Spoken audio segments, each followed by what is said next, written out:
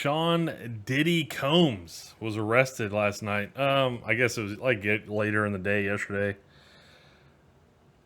Arrested by the FBI for human trafficking. Sean Diddy Combs arrested following raids, human trafficking investigations. I like how people call him the Diddler. Sean Diddy Combs has been busted by the FBI for human trafficking investigations. The Diddy party has come to an end. You know, it's kind of funny. Not funny, but ironic is I've always kind of wondered where, like, how he was so business savvy. Like, where did he develop his business? I don't think it's only celebrities going to be shook. He had politicians in there. He had princes in there. He also had a couple of preachers in there. You personally, you think he got tapes? Well, my personal opinion that if Lil Rob could be trusted and his statements are true, they got him. They got tapes of stuff. That's crazy if that's going to be true. It doesn't matter. It'll all be burned up in a box in a fireplace somewhere. Dude, that'd be nuts. It's going to be nuts. What if he's got... Dude, what if Diddy has a tape of Tupac from like a few years ago? All right, what's this dude talking? I see it posted. And remind everyone just how horrible.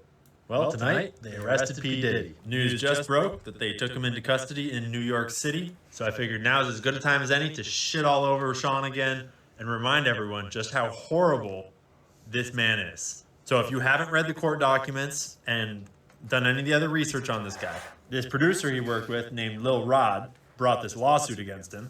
Rodney Jones v. Sean Combs, alleging RICO allegation, which is like organized crime. And he alleged that a member of this RICO organization was none other than the CEO of Universal Music Group, Lucian Grange. Universal Music Group produced 1/3 of the top 100 songs last year, including Taylor Swift.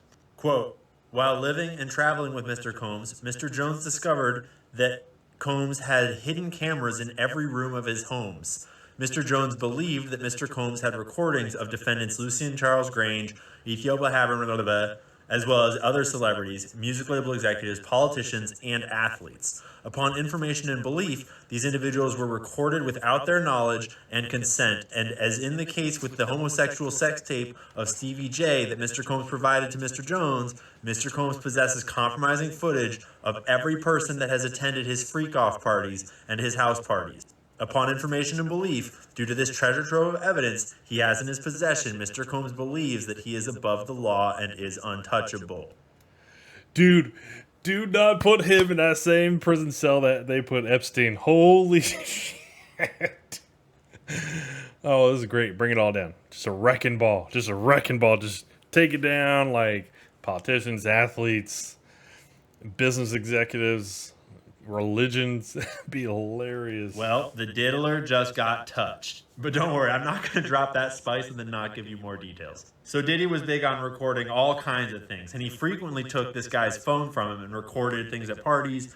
So this dude wound up with hundreds of hours of footage and audio recordings of Mr. Combs, his staff, and his guests engaging in serious illegal activity on his own cell phone, including the acquisition, use, distribution of ecstasy, cocaine, GHB, ketamine, marijuana, and mushrooms, the displaying and distribution of unregistered illegal firearms, Combs providing laced alcoholic beverages to minors and sex workers at his homes in California, New York, the Virgin Islands, and Florida. Yes, those Virgin Islands.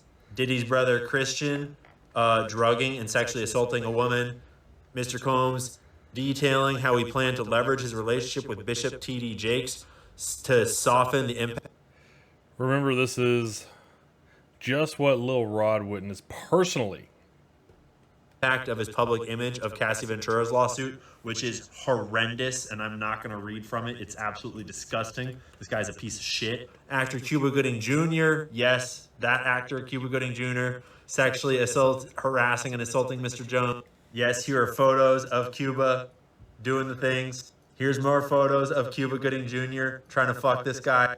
quote, forcibly touching Mr. Jones, fondling Mr. Jones' leg, his upper inner thighs and his groin, the small of his back, near his buttocks and his shoulders.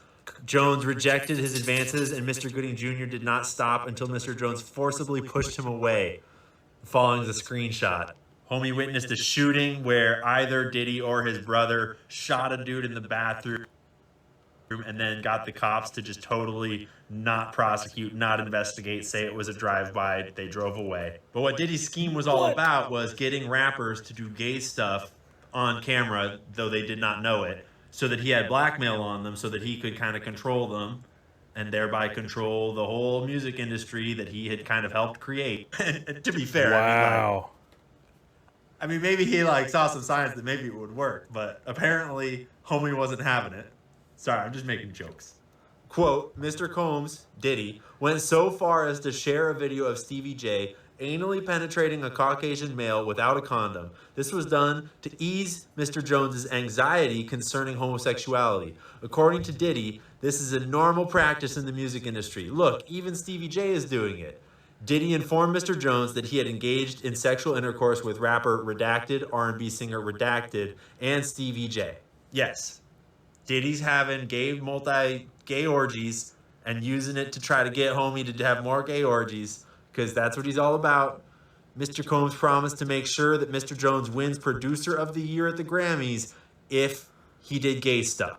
So A, Diddy is claiming that he has the power and leverage to get some random dude to win Producer of the Year at the Grammys, and he's leveraging that to get gay sex and blackmail from that gay sex.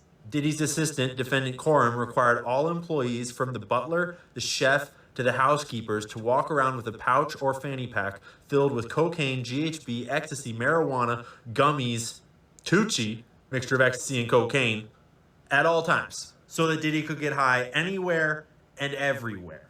And yes, homeboy has photos of all of it. Diddy maintained this RICO enterprise by using threats of violence, threatening to eat his face, displaying and distributing guns in plaintiffs present, bragging about having law enforcement under control, bragging about murdering people, and bragging about bribing witnesses and jurors in the criminal case concerning the 1999 New York City nightclub shooting with Shine.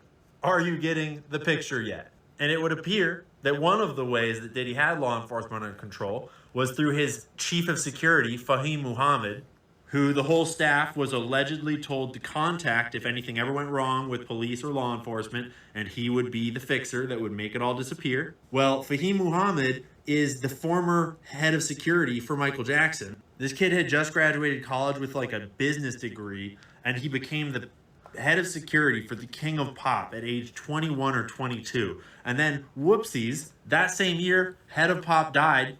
This guy was second on the scene. And then his very next job, after failing, was to become the head of Diddy's entire operation.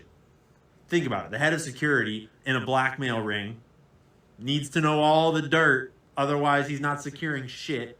Diddy formed his record label in the first place with a lot of help, basically being selected by Clive Davis, who's got a lot of mob ties and other stuff in his history. But he's been running huge portions of the music industry before we were all born. We're talking back to signing names originally like Janis Joplin, Pink Floyd, Aerosmith, Earth, Wind, and Fire. I say all of that to just show you the scope that this is not just one rapper doing bad things. This is the whole music industry. This is how it runs. Diddy is not an isolated incident. He is the status quo. And chances are he was not the only blackmail ring operating in the music industry. We'll go into that another time. If you want more details about the Michael Jackson rabbit hole, Candace Owens produced one of the best videos I have ever seen about Michael Jackson. It's a work of art. Definitely watch it. I cannot imagine how you would watch that video and not come away realizing that, holy shit, Michael Jackson was framed. All of the charges were bullshit. The FBI investigated him. They found nothing. Everyone close to him said that he never did anything to kids, and the only people that accused him of that clearly were standing to gain things from making false accusations. Go watch the video. Huge props to Lil Rod for having the guts to bring the lawsuit that eventually has now brought Diddy down, or at least gotten him into behind bars. This dude had every indication that he would get killed for doing that. and certainly that he would get blacklisted from the whole music industry. Props, bro. And thanks to 50 Cent or whoever else helped protect him and bring these charges, whoever else got his back, good job, guys. As for this piece of shit, he's not going to last very long. He's going to squeal like a fucking pig, and there's an awful lot of powerful people that cannot have that. So, dude, no, he ain't going to squeal like a pig, because we already seen that Epstein... Dude, they all thought he was going to squeal like a pig, and he was about to, and then all of a sudden, he just magically hung himself in a place, in a position that he couldn't hang himself. Don't put him in that jail cell. So watch out for the Epstein treatment. Diddy did not kill himself, and I guarantee you that the FBI is not going to be releasing all those tapes of all those celebrities and politicians and powerful executives that he has blackmail on. They're keeping that shit locked down, because that's how they do. Status quo. So key takeaways. All the music you listen to is fucking fake. They're promoting bad artists that they can blackmail so they can control them, so that they can keep running their fucking scheme, and they can give you awful messaging. Think about the messaging in all of the artists that people like Diddy have promoted. Guns, violence, hoes, drugs. That's not authentic. That's being promoted by a blackmail ring in the music industry. It's like if Jeffrey Epstein was the one choosing what music got produced so that he could perpetuate his schemes. That's what your top hits radio stations have been playing for your entire life. We're not talking about one rapper that did some bad shit. We're talking about a systemic issue that just got broadcast across national television. Now they're going to try to cover it all up with everything they've got. Don't let them. Bro, I had no idea it was that extensive, man. But that court doc was extensive, and the details was crazy. This is why when people talk about the establishment, this is what they're talking about. This is what they're talking about. Like, people that are doing things that aren't just illegal but also harm. Like, I don't care if you do illegal things and you harm yourself. Like, I don't give a shit. That's not I don't have a problem with that. Harm yourself, fine, whatever.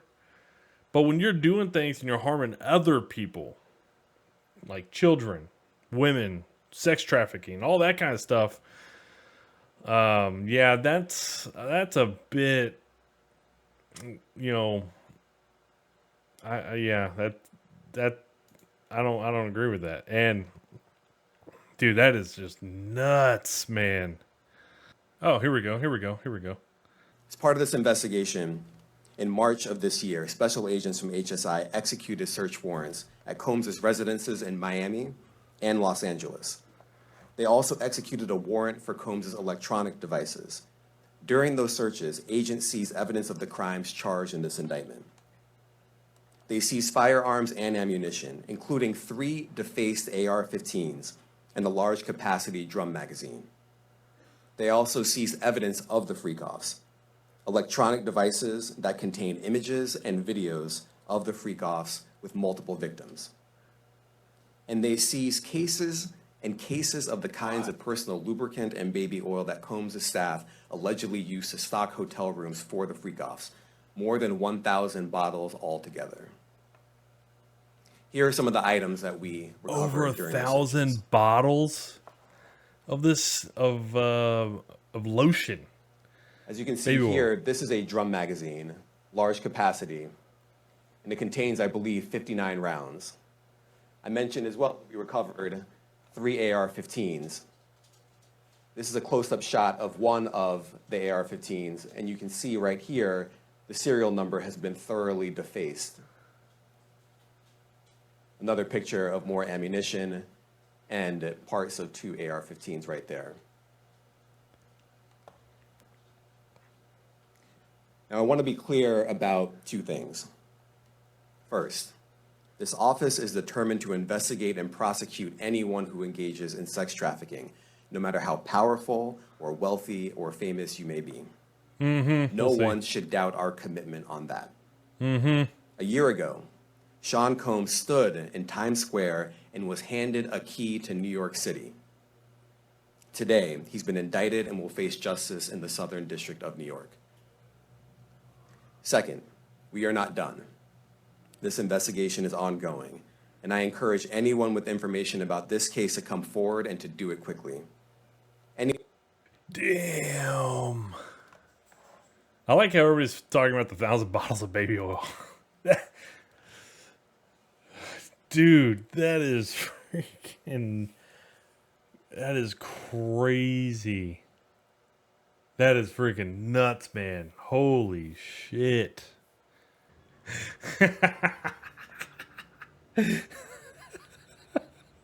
Dude, this is hilarious. I don't know who Carrot is, but Carrot posted back in 2012. I'm making movies like P. Diddy, and comes back like 12 years later and says, no, I'm not. I like how they had the self-awareness of, hey, I have that tweet out there to go back and retweet it and say, no, I'm not. Oh, man. That is absolutely hilarious.